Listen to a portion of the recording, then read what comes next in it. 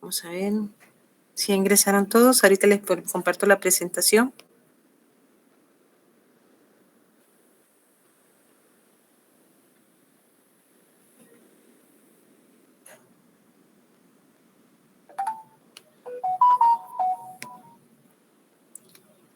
¿Me escuchan, compañeros? Solo tengo una duda, si se está escuchando. Sí, Lixi. Entonces ahora...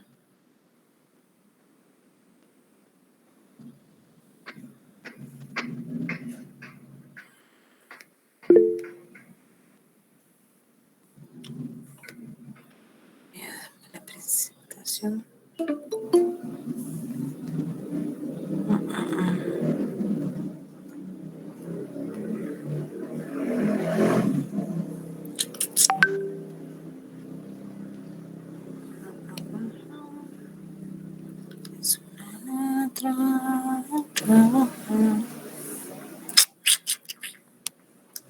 Espérenme. Ay, Dios santo.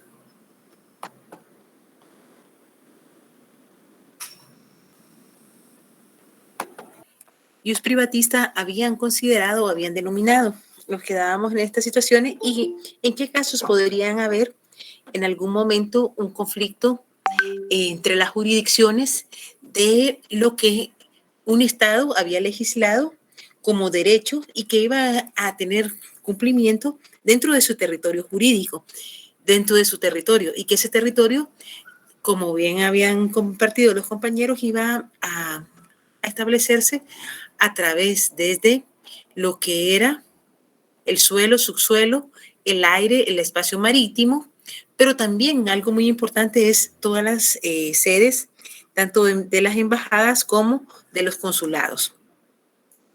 ¿Hasta ahí tienen alguna duda?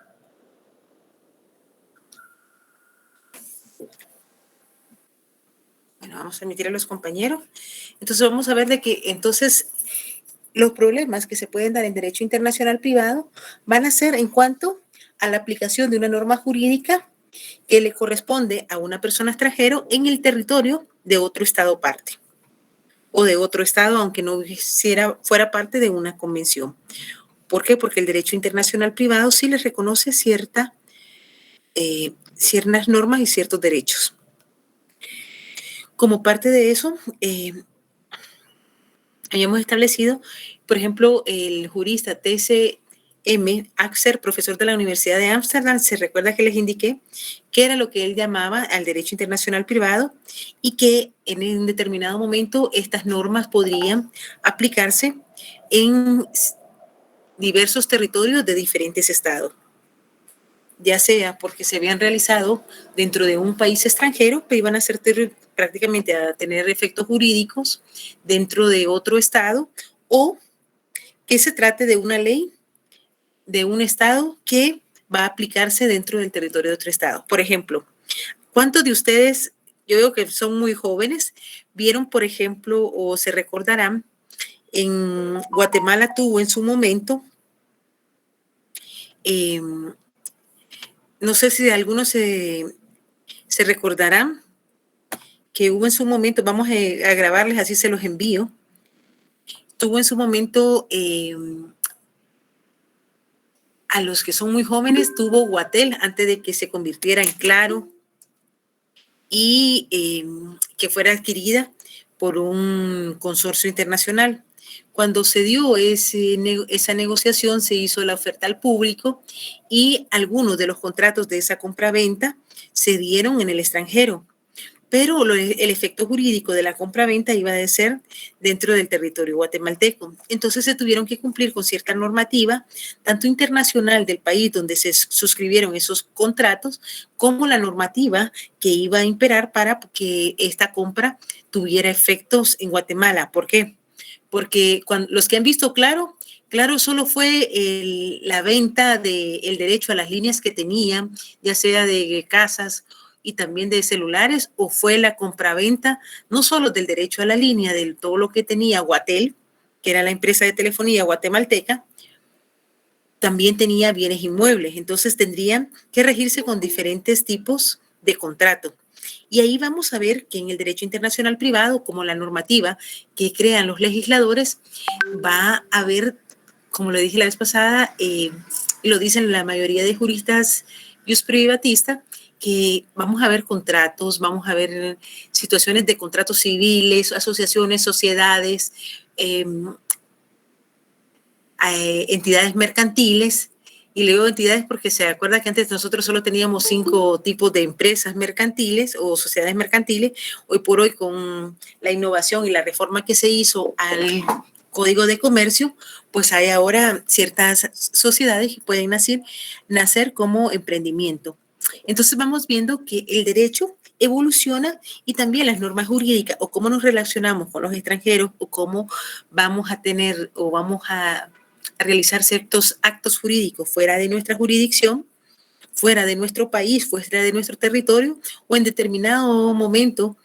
Por ejemplo, ¿algunos de ustedes tienen familiares que se hayan ido al extranjero?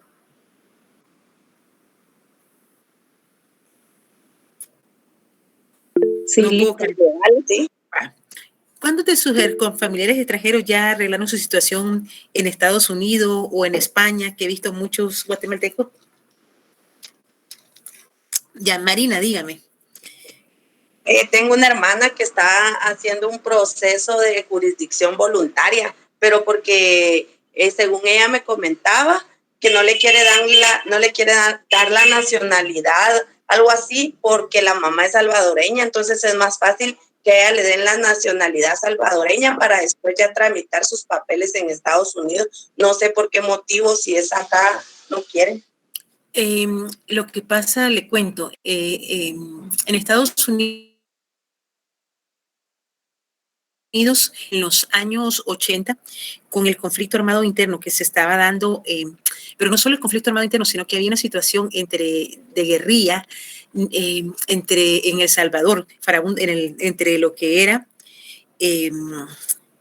dentro de lo que era el ejército o el Estado, que estaba representado por el ejército, y el Frente Farabundo Martín para la Liberación. Igual estaba en Nicaragua el Frente Sandinista de Revolución Nacional, algo así, FSLN, y muchas personas viajan o se van de migrantes en los 80s y pidieron el estado de asilo político, que todavía lo tiene Estados Unidos. Entonces, para estas personas de origen salvadoreño y nicaragüense se dio incluso la ley NACAR, que se conoció en Estados Unidos en los años 90, 93, en la que fue el último estatus temporal que se les dio a ciertas personas que debían de cumplir con ciertos requisitos, que no habían cometido delito, que no hayan estado, que hayan llegado en cierto tiempo, que hayan permanecido en el territorio de Estados Unidos, trabajado, y estas personas se les dio la residencia y posteriormente la nacionalidad. Todavía está en Estados Unidos el hecho de que si un niño va sin familia le dan un estatus temporal o adolescente, pero el hecho de pertenecer a estos dos países, que todavía hay ciertas situaciones. No creo que no está lo mismo con Guatemala. Tenemos una situación diferenciada entre siendo del mismo Latinoamérica, pero se está dando esta situación. Entonces imagino que es por eso que su hermana está haciendo ese trámite. Pero tenemos también muchos compañeros migrantes que se fueron hace algunos años. Algunos han logrado primero sacar la residencia en Estados Unidos y después la nacionalidad, lo que se hace en naturalización. Por eso les decía desde el primer día de que hay una gran confusión, y lo sigo diciendo, entre lo que es nacionalidad y ciudadanía.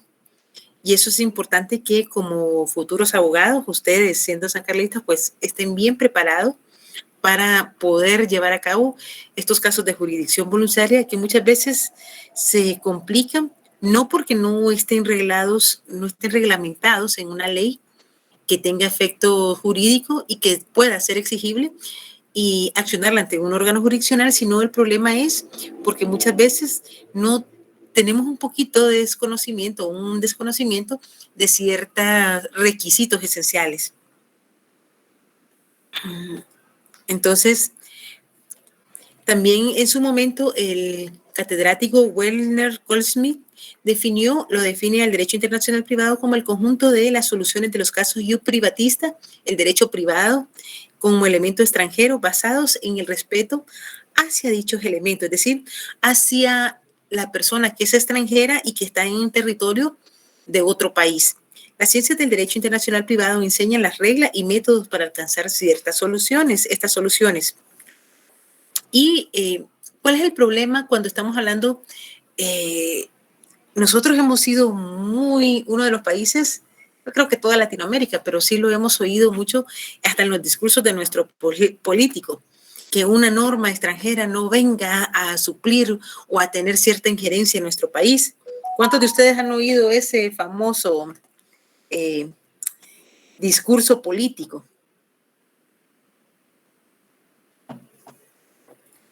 Todos hablamos y cuando hablamos, a ver, vamos a recordar, vamos a volver en el tiempo. Carlos Arsenio. Cuando nosotros veíamos teoría del Estado, ¿qué se nos indicaban que era el Estado? El Estado está constituido por varios elementos, entre ellos la población, que es lo más importante, que esté en un territorio determinado, que tenga normativa jurídica y que esa normativa sea fundada hacia cierto elemento. En el caso de Guatemala, uno de los elementos principales que está en el preámbulo es la justicia, pero él busca el bien común. Eso lo vimos, creo que lo tuvieron que haber visto en filosofía el semestre pasado. Y el bien común es el cúmulo de lo que los ciudadanos pueden acceder. No es que nos van a dar un pedacito del Hospital Roosevelt, un pedacito de la carretera, o por ejemplo, algunos de ustedes que tengan familiares o amigos que vivan en Villanueva, saben, y Amatitlán, saben del gran problema que ha causado el desbordamiento o el daño que tiene la carretera de Villanueva, y que se habla que incluso está en peligro que se pueda caer un puente. Ese derecho a que tengamos carreteras accesibles es parte de ese bien común. Entonces, ¿qué es lo que pasa? Que cuando hablamos de el territorio, hablamos de entre el territorio, la soberanía, la normativa jurídica, uno de los elementos que, claro, está constitucionalmente aceptado es la soberanía de un Estado. Es que somos soberanos para dictar nuestra propia normativa, para que los tres poderes del Estado, el Ejecutivo, el Poder Legislativo y el Poder Judicial, como lo estableció el Luis Seconder, que es el marqués que hace la teoría del espíritu, el libro del estilo, el espíritu de las leyes, habla de esa división de poderes para que realmente los ciudadanos podamos tener la seguridad de que el Estado no se va, o los gobiernos, porque el Estado, si vemos todos los elementos del Estado, nosotros como ciudadanos somos parte del Estado. Y lo que hacemos es delegar ese derecho que nos corresponde, porque así lo dice la Constitución, a las personas que están administrando el gobierno. ¿Qué es lo que cedemos? Estos derechos que nosotros tenemos en nuestro pacto social, que es nuestra constitución política, y se los cedemos a las personas en turno en las que creemos que van a hacer cosas para la mayoría de los ciudadanos. Y es por eso que no sé si ustedes cuando vieron derecho administrativo se recordarán que algo muy importante que se habla es que cuando una persona llegue por cualquier X o Y partido, debe de olvidarse del partido y administrar los fondos y todo lo que tiene el Estado a favor de la mayoría de la población. Eso es el ideal. Nuestros legisladores deben de cumplir con la función para lo que nosotros creímos que eran adecuados.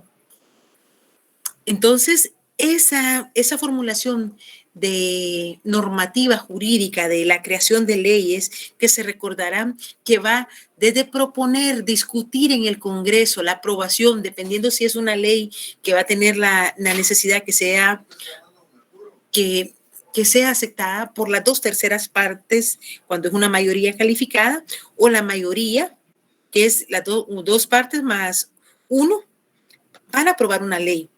Se da la discusión, la aprueban, se la mandan al presidente de turno para que él la pueda vetar o la pueda, o en todo caso, considere que no y la rechace. Entonces y si la aprueba, tiene un tiempo el vacatio legis para que pueda entrar en vigor la misma. Ahí ya se recuerda de lo que estamos hablando, ¿verdad? Entonces, ¿qué es lo que pasa? Cada uno de los estados dentro de su territorio va a crear normas de derecho civil, normas de derecho penal, normas de derecho de trabajo, derecho administrativo, económico, coactivo. Vamos a tener una serie de normas y Guatemala creo que es uno de los países que todo lo trata de regular porque creemos que a través de la coercibilidad de las leyes hacemos que las personas cumplan. Pero creo que una de las cosas que es muy importante es que desde hace más de 200 años, por ejemplo, el marqués de César Bonesana, que escribe de los delitos y de las penas, en un libro que habla mucho de derecho penal, hace una crítica al sistema jurídico, hace una crítica a la falta de educación. Por eso estos espacios que son tan importantes para nosotros que tuvimos la oportunidad de llegar a las escuelas, al estudio superior universitario, que somos, yo lo digo y lo sigo creyendo, somos privilegiados porque no todos tuvieron la oportunidad de estudiar, de llegar a estas aulas, de contar con familia que aun con mucho sacrificio los apoya para que ustedes día a día estén estudiando. Y por qué no decirlo, hoy con lo de la pandemia, pues ustedes están pagando internet, están pagando, utilizando ya sea computadoras, teléfonos para poder estudiar. Es más difícil, claro que sí. Se ha hablado de que tanto de forma académica como ya no estamos hablando de pedagogía, sino de andragogía, es mucho más complicado para ustedes porque están cansados, vienen de trabajar la mayoría de ustedes, entonces tienen que prestar más atención. Y algunos hablan de que algunos sí son de la era de la tecnología, otros no somos de tanto la era de tecnología, tuvimos que aprender a convivir con ella, pero todos estos elementos en que cada uno de estos estados va a regular para tener un efecto jurídico en el mundo. Y acuérdense que no podemos decir, yo estado guatemalteco, ya no me relaciono con México, no me relaciono con Estados Unidos, no me relaciono con el Reino Unido. ¿Por qué? Porque Estados Unidos, porque Guatemala es un país que exportamos muchos productos tradicionales, café, alberja, lo exportamos a otros países, pero también somos consumistas. No fabricamos, por ejemplo, si ustedes me dicen, miren, nosotros fabricamos, tal vez me están corrigiendo, yo no sé todavía, pero que yo sepa, no fabricamos teléfono, no fabricamos lavadora, secadora, no fabricamos, bueno, tal vez estufas, tal vez Tropigas, pero no sé si las fabrica ellos o las traen de otros lados. Por eso corríjanme, porque al final, tal vez a mí ya me está atropellando la tecnología y les estoy diciendo algo que no es cierto. Pero que vamos a ver, que entonces en el derecho internacional privado nos vamos a dar cuenta que si los estados dijeran, bueno, yo tengo mi jurisdicción y aquí solo a los guatemaltecos les aplica el derecho. Pero eso dice la Constitución en sus primeros artículos, creo que en el artículo 4. Vamos a ver. ¿Alguien tiene su Constitución a la mano? Ya se quedaron dormidos. Entonces voy a empezar a preguntar. Yasmín. Artículo 4. Perdona, licenciada, pero yo voy ahorita manejando, entonces no hay problema, disculpe. Artículo 4.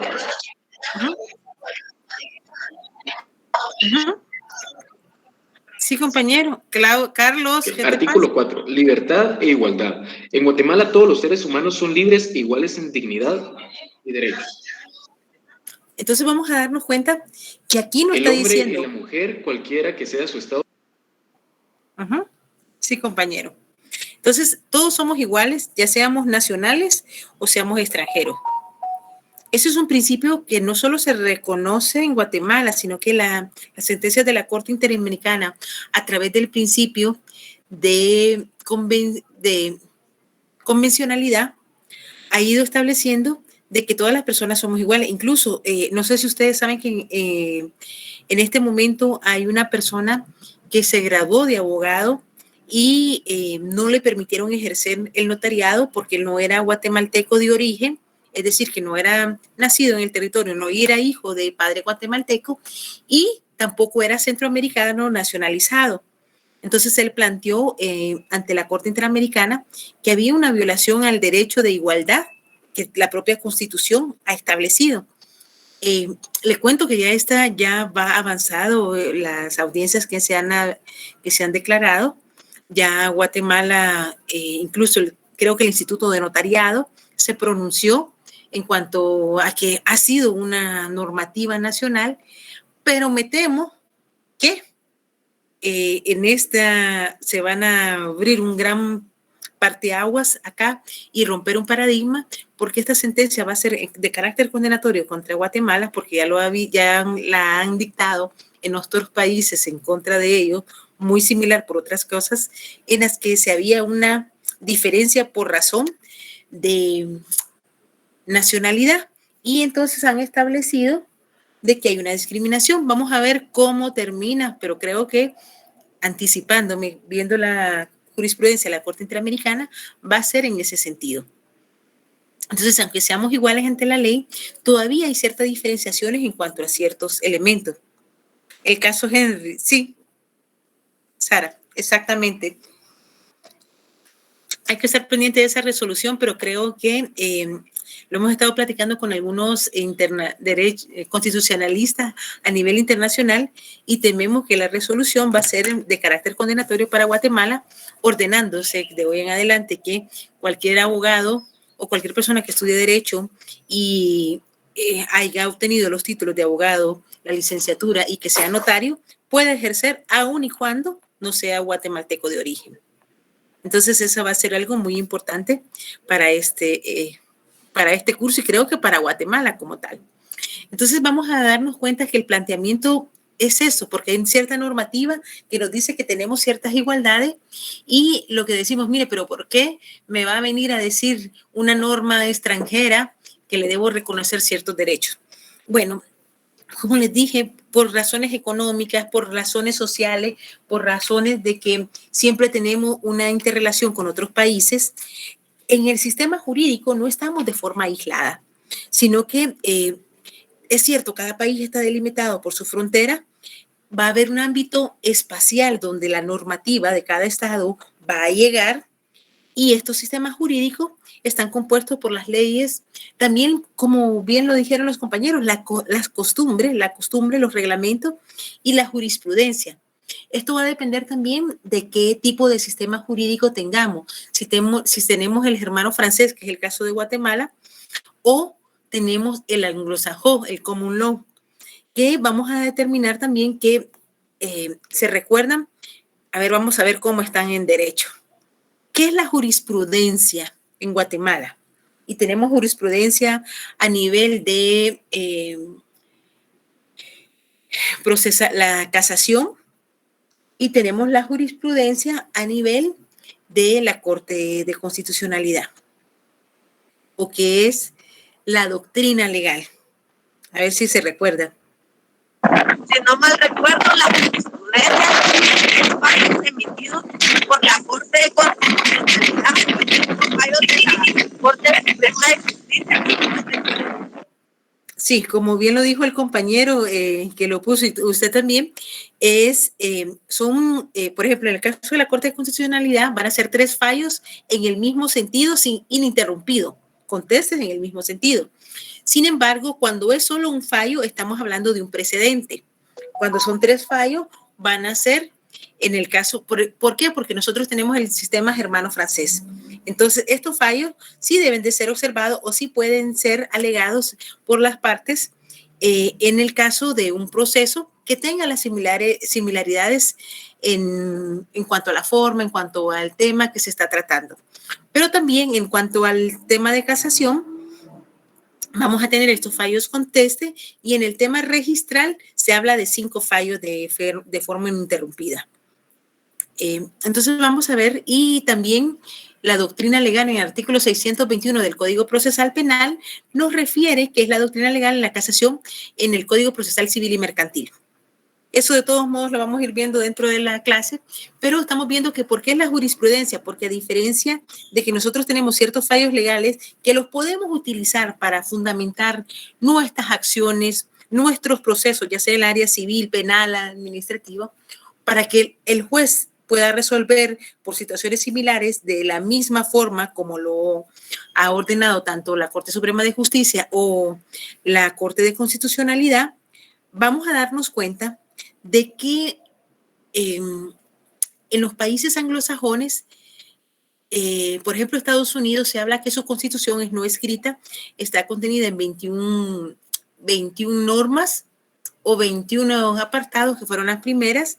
Se han hecho enmiendas, eran 14 artículos, se han hecho las enmiendas, y que con la jurisprudencia, tanto en Estados Unidos, tanto en Inglaterra como en el Reino Unido, que llevan el mismo sistema, cada sentencia que dicte una corte puede ser utilizada como jurisprudencia y puede ser alegada para que los jueces vayan a dictar una sentencia. Ellos sí crean ley con cada sentencia.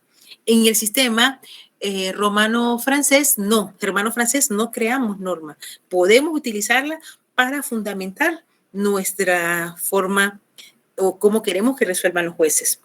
Y es por eso de que estos sistemas jurídicos van a tener su limitación hasta donde llega su territorio. Pero entonces, si tienen su limitación hasta donde llega su territorio, ¿por qué existe nuestra materia, derecho internacional privado? Porque durante el transcurso de la historia, desde 1251 más o menos, entre los años que empieza nuestro curso o ya empieza nuestra rama a estudiarse y a darse cuenta que era necesario que hubieran no solo los derechos internacionales públicos, pero también los privados para las personas que eran ciudadanos de cada uno de estos estados.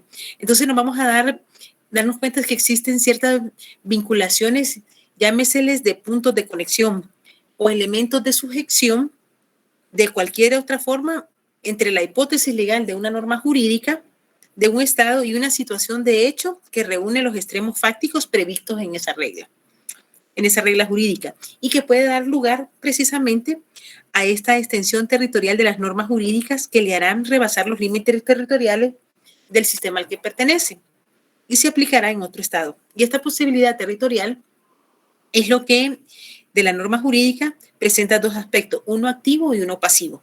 Esto es muy importante para cuando desarrollemos los conflictos de ley de carácter activo y los conflictos de ley de carácter pasivo. ¿Por qué? Porque en los conflictos de ley de carácter activo, los estados consideran que tienen facultad o la norma jurídica de su estado protege a sus ciudadanos, y otra norma jurídica por ejemplo, del país donde está, dice no, la norma jurídica a aplicarse no es la de, por ejemplo, estamos hablando de un ciudadano francés que esté dentro del territorio guatemalteco que pueda pedir que se aplique la normativa con la que él llegó a tener sus derechos y no la normativa que le estamos queriendo aplicar.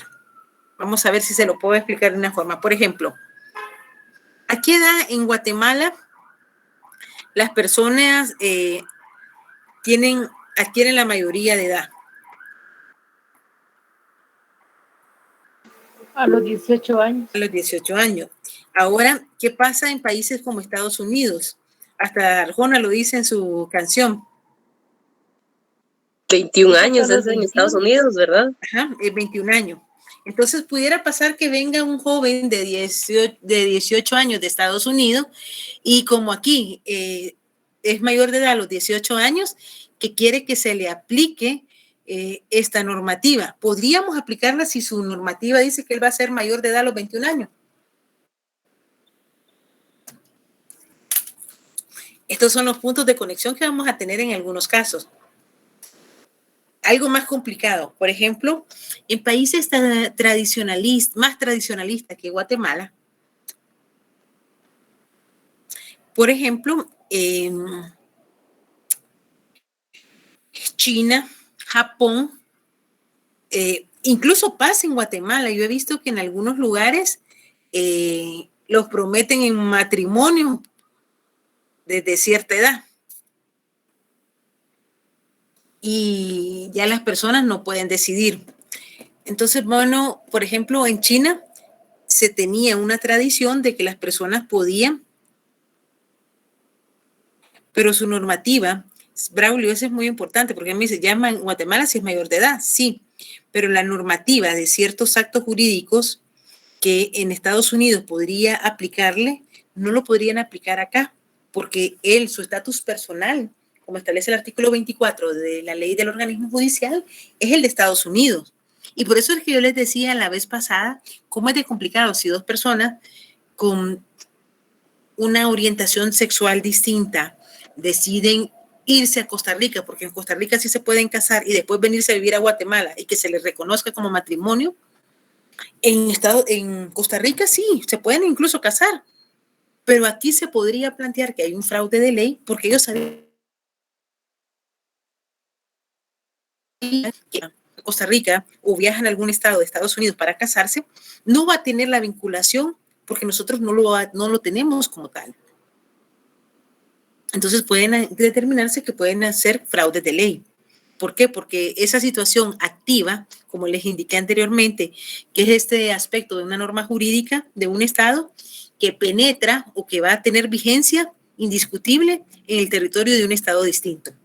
Y cuando hablamos de, por ejemplo, como les decía, resulta que en Japón o en China se comprometen y pueden casar a un niño a los 12 años de edad. Eso es muy importante, Braulio. Entonces, eso es lo que tenemos que ir viendo y esos son conflictos que en la actualidad se van a ir dando.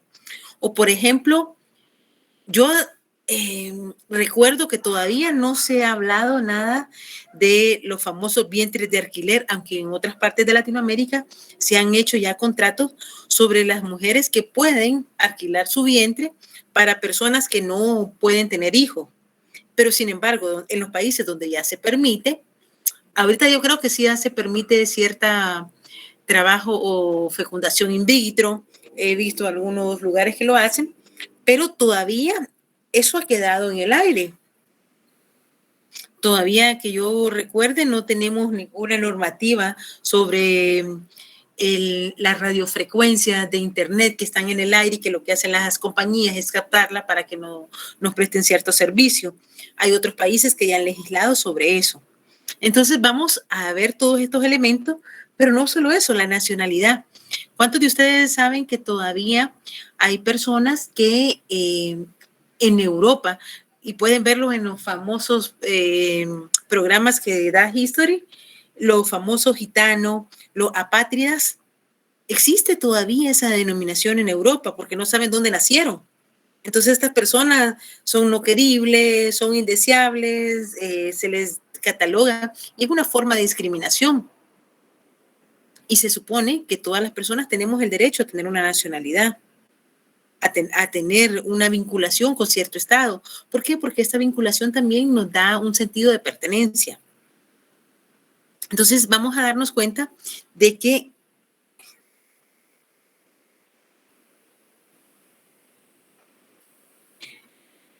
porque no es así en cuanto a que, si quiere, platiquemos con lo de la mayoría de edad. Porque el estatuto personal, si ustedes leen lo que dice el artículo 24 de la ley del organismo judicial, es que el Estado guatemalteco va a reconocer el estatuto personal o los derechos que le nacen a una persona en otro país. Pero, por ejemplo, viene un niño que se comprometió a casarse a los 12 años con una niña japonesa de China y quieren contraer matrimonio acá. En su legislación nos pueden traer la legislación que viene autorizada por 2 abogados y que digan que cuál es el alcance de esa ley o cómo se debe aplicar ese contrato, pero lo podríamos aplicar nosotros y que un notario o que un alcalde case a esos 2 niños porque se prometieron en matrimonio. No, ¿ya vio? Ahora vamos a ir a otro. A eso le va a gustar a todos los caballeros que tenemos aquí. Por ejemplo, ¿cuántos no saben que en ciertos países árabes, pues las mujeres solo pueden tener un marido? De hecho y de derecho. Pero en ciertos países ellos pueden tener muchas mujeres. O yo lo que les decía a algunos compañeros cuando les digo de este tema, bueno, compañeros, ustedes pueden tener las que puedan mantener, pero que puedan mantener con todas sus necesidades, no pidiendo prestado. Pero, por ejemplo, viene un señor que en Arabia está casada con 7 mujeres y se viene a radicar acá en Guatemala. ¿Puede él seguir pretendiendo que su matrimonio con esas 7 mujeres sea aceptable en Guatemala?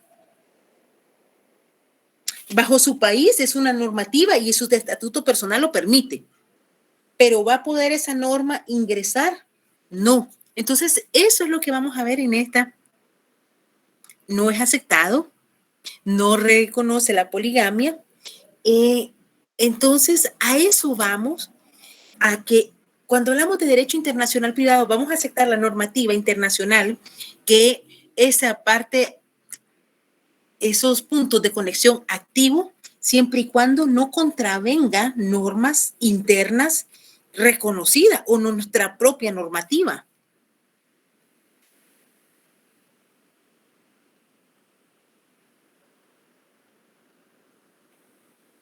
Porque si la mayoría de edad de ese extranjero es de 21 años allá, no podríamos nosotros pretender como una evasión a cierta norma, decir que como él está aquí ya tiene la mayoría de edad de conformidad con Guatemala. Diferente sería si este extranjero viene a Guatemala siendo joven y empieza un proceso de naturalización y se queda con las 2 ciudadanías. ¿Por qué? Porque entonces, si al tener la ciudadanía guatemalteca, ¿cuál ciudadanía? La ley de nacionalidad establece que cuando hay doble ciudadanía, y eso, por ejemplo, lo tienen muchos países centroamericanos, y por ejemplo, lo he visto mucho en Estados Unidos, no sé si tienen familiares. Mi papá tenía la ciudadanía americana cuando estaba vivo.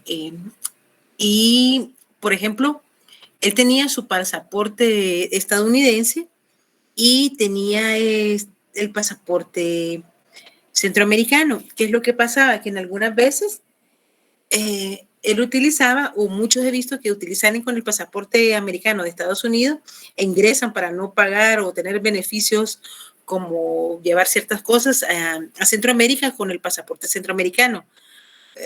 O pueden ingresar con el pasaporte norteamericano. Depende del impuesto o ciertas situaciones que les van a permitir el tiempo de estadía, y es por lo que lo utilizan de esa forma. Pero la ley, en ese punto creo que está muy acertada, la ley de nacionalidad, es que la persona, aunque tenga doble nacionalidad, en un territorio o usa una nacionalidad o usa la otra. Pero no puede decir, en este momento soy gringo y en este momento soy chapín. Esos han ido elementos que también se han ido distinguiendo. Y el aspecto pasivo se da cuando un Estado, sin sentirse afectado en su soberanía, permite la introducción de una norma extraña a su sistema jurídico, es decir, que permite que esta norma extranjera pueda ser designada o pueda ser utilizada dentro de nuestro territorio. En la actualidad vamos a ver que esta necesidad de aplicación extraterritorial se da por situaciones, como les decía, económicos, geopolíticos, sociales, y no podemos decir que un Estado puede vivir, bueno, ya no rompemos relaciones con el banco porque tenemos una gran deuda con el Banco Interamericano de Desarrollo, o con otros porque ya no podemos pagar las deudas externas que tenemos, y decimos, hoy ya nos declaramos soberanos, rompemos con Estados Unidos, rompemos con los países, porque como les digo, tenemos relaciones bilaterales en cuanto a lo que exportamos, a lo que compramos, y posiblemente vamos a poder sobrevivir con los granos que se produzcan, con el pollo y todo, pero no creo que la economía o la élite empresarial vaya a permitir también eso.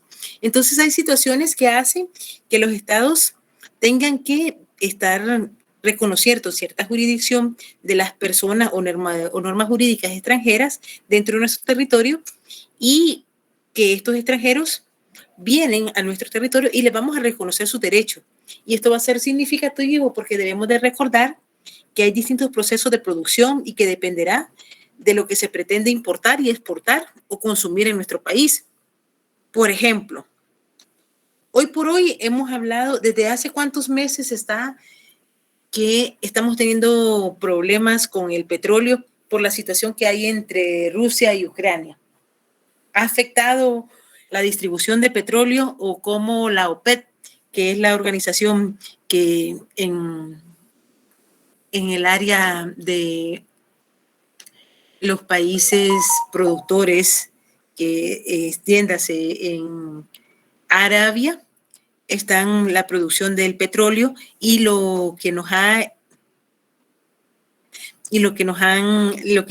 está costando comprar no solo la gasolina y sus derivados, el gas propano, todo ha subido. Tal vez corríjame, o yo creo que ha habido baja he visto eso en los titulares de prensa, que baja el precio del barril internacional, pero la cantidad de lo que se baja acá es mínimo. Pero hay un efecto raro en la economía guatemalteca porque sube. Por ejemplo, el petróleo entra hoy, ayer, y compraron el petróleo a un precio más barato, pero sube hoy por la noche el barril y mañana inmediatamente, ¿qué pasa con la gasolina? ¿Está más barato o ya le subieron? Y ni siquiera ha entrado un nuevo petróleo, no es que pagaron más. Es un efecto que lo hemos visto por años y es el famoso efecto de la oferta y la demanda, que no solo se da a nivel económico, ojo, se da también a nivel delincuencial, el oferta y la demanda. ¿Por qué será que a muchos de nosotros nos asaltan hasta con armas en mano para robarnos los celulares? ¿Qué hacen con esos celulares? ¿Los regalan o es que los venden?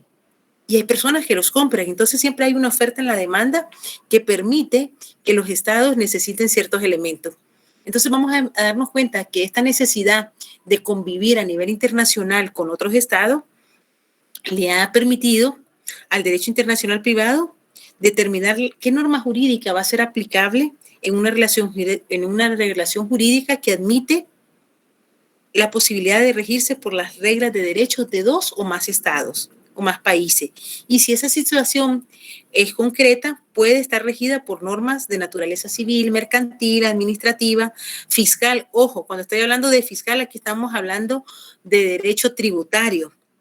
Eso les digo porque he visto en algunos exámenes o algunos compañeros que después de que salen de un examen técnico profesional, por ejemplo, pierden en algún momento porque les piden que hablen de derecho fiscal y cuando les dicen de derecho fiscal se van y dicen, bueno, el Ministerio Público es una fiscalía y lo confunden. No, una cosa es derecho penal, derecho procesal penal, el derecho fiscal es eminentemente administrativo y es el régimen tributario que tiene un estado para subsistir. ¿Hasta ahí estamos bien, compañero, o tienen alguna duda? Bueno, también vamos a ver el derecho constitucional, que es la columna vertebral de cada estado, el derecho laboral, agrario, penal, notariado, administrativo, etcétera. Entonces vamos a vernos que el derecho internacional privado rige a todos los ámbitos del derecho en la actualidad. Y ¿qué es la dificultad del derecho internacional privado? Porque no solo tiene planteamientos de problemas, sino que también tiene dificultades. Y es que a la hora de haber una situación en la que se pueden aplicar 2 o más normas jurídicas, que se logre establecer qué norma jurídica o ordenamiento jurídico proveniente de estos diversos estados que pueden aplicarse a una situación jurídica concreta se va a aplicar.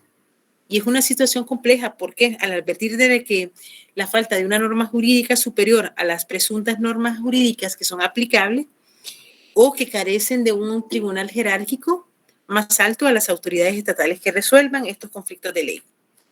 Vamos a ver. Dentro de la historia se ha establecido, por ejemplo, que desde que se creó o nuestra normativa en Italia, que se hablaba del derecho de portada y un derecho que regía a todos los estados o todo lo que era Italia y que estaba dividido en Bolonia, en Florencia, en lo que hoy conocemos como el Vaticano, y cada uno de estos elementos había una ley que se iba a aplicar para toda Italia y había normativa que se aplicaba en cada estado, como pasa en Estados Unidos. Y Estados Unidos, México, Argentina. ¿Por qué? Porque ellos tienen estados federados. Entonces tienen una normativa en cada estado y la normativa general para estos países.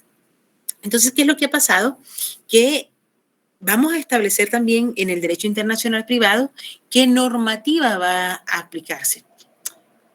Por ejemplo, cuando hablaba de personas guatemaltecas que se han ido a Estados Unidos, se casaron acá, por ejemplo, pero ya viven en Estados Unidos, tienen a sus hijos allá y se divorcian allá, ¿qué normativa? Uy, perdón, compañeros, ya me pasé de la hora, discúlpenme.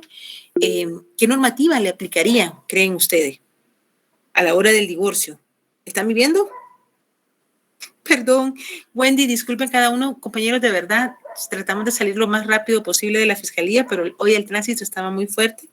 De verdad, lamento mucho haberles quedado mal. Que pasen feliz fin de semana, sigan cuidándose. El virus sí está activo, aunque nos digan que no, creo que siguen muriendo personas, porque no todos los sistemas del cuerpo o todas las personas vamos a reaccionar igual.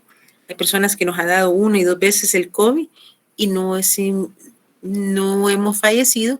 Hay otras personas que con solo una vez o con la primera variante pues fallecieron. Entonces, que pasen feliz noche, que tengan un buen curso, el siguiente curso que tienen, y que pasen feliz fin de semana. Los veo el martes a la misma hora, no, a las 5:30, no a la misma hora, a las 5:30 estoy con ustedes. Feliz noche, que descansen, cualquier cosa, estoy para servirles. Gracias.